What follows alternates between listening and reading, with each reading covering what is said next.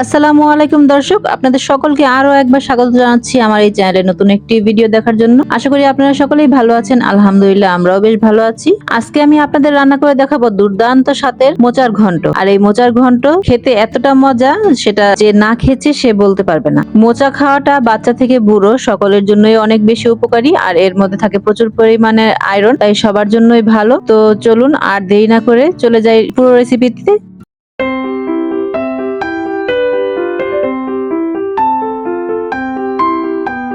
এখানে আমি বড় সাইজের একটা মোচা নিয়ে নিয়েছি। এখন আমি মোচাটাকে ছাড়িয়ে নিব। আর এই মোচাটা কিভাবে ছাড়াতে হয় সেটা হয়তো অনেকে জানে না, আর এটা ছাড়ানোর ঝামেলার কারণে হয়তো অনেকে এটা খেতেও চায় না, রান্না করতেও চায় না। আর আজকে আমি আপনাদেরকে দেখিয়ে দিব কিভাবে সহজেই এটা ছাড়িয়ে রান্না করা যায়। তার জন্য প্রথমে আমি হাতে একটু সরষের তেল মেখে নিলাম, কারণ মোচাতে অনেকটাই কষ থাকে আর এই কষে হাতটা কালো হয়ে যায়, তাই আমি একটু সরষের তেল মেখে নিলাম। আর এখন আমি ফুলগুলোকে সবগুলোকে ছাড়িয়ে নিচ্ছি। আগে আমি ফুলগুলোকে সবগুলো ছাড়িয়ে তারপর আপনাদেরকে দেখিয়ে দিচ্ছি যে কিভাবে এটা বেছে নিতে হয়।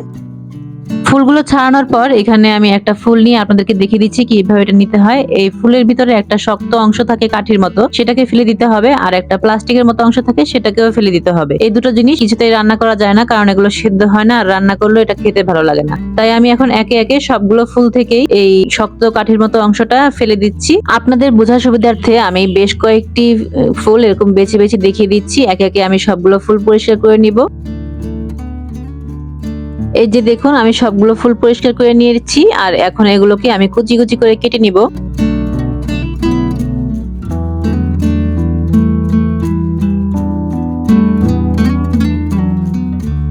সবগুলো ফুল কাটা হয়ে গিয়েছে, আর এখন আমি দেখাচ্ছি যে ভিতরের যে নরম অংশটা, এখান থেকে আমি আর ফুলগুলো আলাদা করিনি, এটা আমি পুরোটাই নিয়ে নিব, কারণ এটা খুব কচি থাকে আর এটা সহজেই সিদ্ধ হয়ে যায়। এটাকেও আমি কুচি কুচি করে কেটে নিব। অনেকে আছে এটা ফেলে দেয়, এটা খেতে চায় না, কিন্তু এটাও খাওয়া যায়, তাই এই অংশটাকেও আমি ভালো করে কুচিয়ে নিলাম। আর আমার দেখতে দেখতে সবগুলো কুচানো শেষ হয়ে গিয়েছে। এখন আমি সবগুলো একসাথে করে নিব, আর তারপরে আমি আপনাদেরকে দেখিয়ে দিব কিভাবে এটা রান্নাটা করতে হয়। রান্না করার আগে এগুলোকে আগে আমার একটু ভাপ দিয়ে নিতে হবে। তার জন্য আমি একটা কড়াইতে পানি বসিয়ে দিয়েছি চুলায়, আর এই পানিতে আমি দিয়ে দিচ্ছি 1/2 চামচ পরিমাণ হলুদ গুঁড়া। এখন পানিটা বলক আসতে থাক, আর এই সুযোগে আমি কলার মোচাগুলো ভালো করে ধুয়ে নিচ্ছি। এগুলোকে কষলে কষলে খুব সুন্দর করে ধুয়ে নিতে হবে, এর মধ্যে অনেকটা কষ থাকে। সবগুলো ধুয়ে নিয়ে এখন আমি এগুলো একটু পানি ঝরা দিয়ে রাখবো। আর এদিকে পানিটাও ফুটে গিয়েছে, এখন আমি এই পানির মধ্যে ধুয়ে রাখা কলার মোচাগুলো সব দিয়ে দিচ্ছি। এটাকে এখন 8 থেকে 10 মিনিট পর্যন্ত আমি রান্না করব। বেশ কিছুক্ষণ রান্না করার পরে আমি এটাকে একটু চেক করে নিচ্ছি সিদ্ধ হয়েছে কিনা। এই দেখুন, অনেকটাই সিদ্ধ হয়ে গিয়েছে।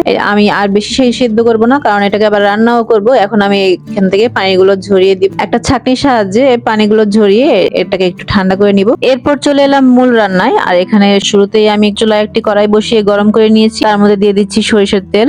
এখন ফোড়নের জন্য আমি দুটো তেজপাতা ছিঁড়ে দিয়ে দিয়েছি, 2 টুকরো দারচিনি আর 2টো এলাচ দিয়ে এটাকে একটু ফোড়ন দিয়ে নিলাম। তারপরে এখানে দিয়ে দিলাম আমি 1 মুঠ পরিমাণ পেঁয়াজ কুচি। এখন পেঁয়াজটাকে আমি ভালো করে কিছুক্ষণ ভেজে নিব। পেঁয়াজটা কিছুটা নরম হয়ে গেলে এখানে আমি 1/2 চামচ আদা বাটা আর 1/2 চামচ রসুন বাটা দিয়ে দিব। এখানে আমি পুরো মোচাটা রান্না করব না, কারণ অনেকটা মোচা হয়ে গিয়েছে। এখানে আমি অর্ধেকটা মোচা একটা বক্সে করে ডিপ ফ্রিজে রেখে দিয়েছি, সেটা আমি পরে রান্না করব। আর এখানে আদা রসুনটা ভেজে নেওয়ার পর এখানে আমি স্বাদ মতো লবণ দিয়ে দিচ্ছি। এখানে হলুদ গুঁড়া, গরম মশলা গুঁড়া আর মরিচ গুঁড়া দিয়ে দিলাম। আর এটা দিয়ে আমি এখন পুরো মশলাটাকে খুব ভালো করে একটু ভেজে নিব। সামান্য পরিমাণ পানি দিয়ে দিব যাতে মশলাটা নিচে লেগে না যায়। এটা দিয়ে এখন খুব ভালো করে কিছুক্ষণ ভেজে নিব। মশলাটা কিছুক্ষণ কষিয়ে নেওয়ার পর এখানে আমি কেটে ধুয়ে রাখা চিংড়ি মাছ দিয়ে দিচ্ছি। এখানে মিডিয়াম সাইজের চিংড়িগুলোকে আমি ছোট ছোট টুকরা করে কেটে নিয়েছি। আপনারা চাইলে এর জায়গায় কুচো চিংড়িও ব্যবহার করতে পারেন। এখন চিংড়িগুলো দিয়ে মশলাটাকে ভালো করে একটু কষিয়ে নিতে হবে। কষাতে কষাতে যখন তেলটা উপরে চলে আসবে তখন আমি এর মোচাগুলো এর মধ্যে দিব। মোচাগুলো যেহেতু আগে থেকেই সেদ্ধ করা, তাই রান্না হতে আর বেশি সময় লাগবে না। তাই মশলাটাকে খুবই ভালো করে কষাতে হবে যাতে এর মধ্যে কোনো কাঁচা গন্ধ না থাকে।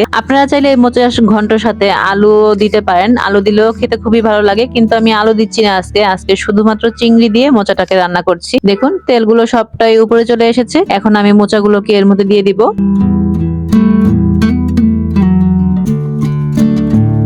এখন মোচার সাথে মশলাগুলোকে খুব ভালো করে মিশিয়ে নেড়েচেড়ে ভেজে নিতে হবে। এখানে আমি 5-7 মিনিট এভাবে নেড়েচেড়ে কিছুক্ষণ ভেজে নিব। তারপর সামান্য একটু পানি দিয়ে তারপর এটাকে ঢেকে রান্না করব যাতে নিচে লেগে না যায়, আর বাকি যতটুকু সেদ্ধ হওয়া বাকি আছে সেটুকু যাতে সেদ্ধ হয়ে যায়। ফিরে এলাম কিছুক্ষণ পর। এখন এগুলোকে আমি আবার কিছুক্ষণ নেড়ে দিচ্ছি, আর এইভাবে এটাকে কিছুক্ষণ পর পর নেড়ে চেড়ে রান্না করে নিতে হবে।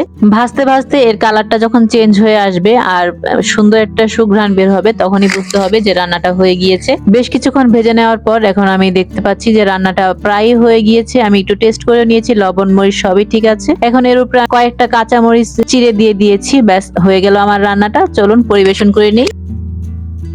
তৈরি হয়ে গেল দুর্দান্ত স্বাদের চিংড়ি দিয়ে মোচার ঘন্ট। আর গরম গরম এক থালা ভাতের সাথে জাস্ট জমে যাবে, সবাই হাত চেটে পুটে খাবে। বাঙালির রান্নাঘরে মোচার ঘন্ট হবে না তা তো হয় না। আর মোচার ঘন্টটা খেতে এত মজা, যে না খেয়েছে সে কখনোই বুঝতে পারবে না। আপনারা আমার এই রেসিপি দেখে একবার হলো বাসায় বানিয়ে দেখবেন যে কেমন হলো, আর আমাকে অবশ্যই কমেন্ট করে জানাবেন। আর আমার আজকে এই ভিডিওটি ভালো লাগলে আমার চ্যানেলটি সাবস্ক্রাইব করে দিবেন, আর আমার পাশেই থাকবেন। ভালো লাগলে একটি লাইক করে দিবেন, কারণ আপনাদের লাইক এবং কমেন্ট আমাকে আর নতুন নতুন ভিডিও বানাতে অনেক বেশি উৎসাহিত করে। যারা যারা ফেসবুক থেকে আমার এই ভিডিওটি দেখছেন তারা আমার পেজটিকে ফলো করে দিবেন আর শেয়ার করে দিবেন। তো আজকের জন্য এখানেই বিদায় নিচ্ছি। সবাই ভালো থাকবেন, সুস্থ থাকবেন। আল্লাহ হাফেজ।